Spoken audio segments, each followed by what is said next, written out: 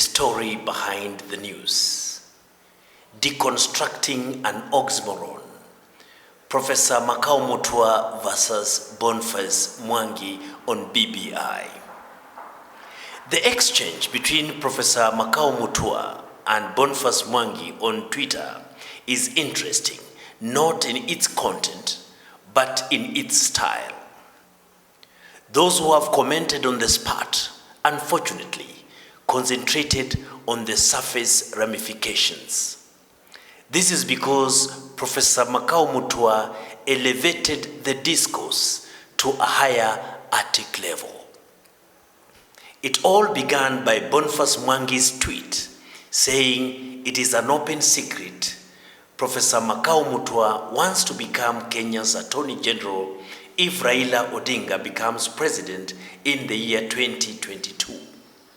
He accused him of supporting what he called the mutilation of the Constitution for selfish reasons. He added another sting. He said, and I quote, Makau, Ruto, Raila, and Uhuru are in the same group for putting self before country. This icked Mutua, who responded in characteristically arrogant and satirical fashion by picking an obvious oxymoron and turning it upside down. Makau tweeted, and I quote, if it is open, then it can't be a secret. That's why you should have stayed in school longer. As for BBI, I support certain amendments and oppose others. That's no secret. I produced a good document that you are free to read and hopefully comprehend. End of quote. Most of the comments on Professor Mutua's tweet were, to say the least, naive. Apart from accusing him of arrogance and wondering whether staying in school longer does make one clever, they sympathized with Boniface Mwangi for receiving a blow below the belt. Boniface Mwangi has gone on to engage Professor Mutua further in what is turning out into an ugly verbal warfare.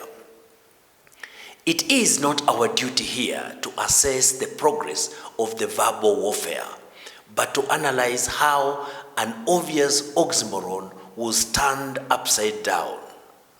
An oxymoron is a figure of speech in which apparent contradictory terms appear in conjunction. Let us first debunk an obvious myth held by many commentators. It is not true that Professor Makau Mutua does not know what the oxymoron open secret means. He knows, but he simply used the method of deconstruction to subvert the obvious meaning of the oxymoron, turn it upside down, and make it an abuse.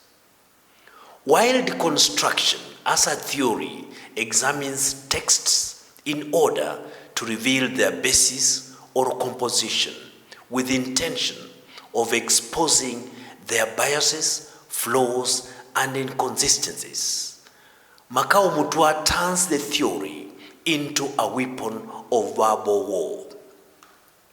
By questioning the truth about the concept of open secret, Mutua philosophically questions traditional assumptions about idiomatic expressions and the oxymoron. He doubts the truth in this oxymoron as we were taught in grammar classes and invites us to rewrite English grammar. But more importantly, Professor Makau Mutua directs inquiry into the indeterminate nature of truth and shows how statements about any text, such as an oxymoron, subvert or can be made to subvert their own meaning. But give it to him, Professor Mutua operates from a certain intellectual ground, having sized up his opponent as one who is not highly educated and whose education cannot be compared to his. That is why he sarcastically wonders if Boniface Mwangi will understand what he has written and published on BBI. In academic discourses, what Professor Mutua is doing is one of the many ways of bringing down the argument of an opponent disdainfully. It is an intellectual way of stating the fact that the opponent is not worthy engaging. It is a way of demonstrating that you operate from a different intellectual wavelength. Most of the reactions to Makau Mutua's statement betray inability to appreciate the subversive nature of reading and misreading in postmodern terms. It is within the abstractions of the statement that Mutua's meaning is situated. With Mutua's deconstruction of an oxymoron, subversive reading and misreading will become a weapon in political verbal warfare. Both sides of the political divide will now align themselves on which side they belong, not because of the beauty of deconstructive reading and misreading, but their own biases built over time and cooked in our ethnic pots. That brings us to the end of the story behind the news. Feel free to like, comment, and subscribe to this channel.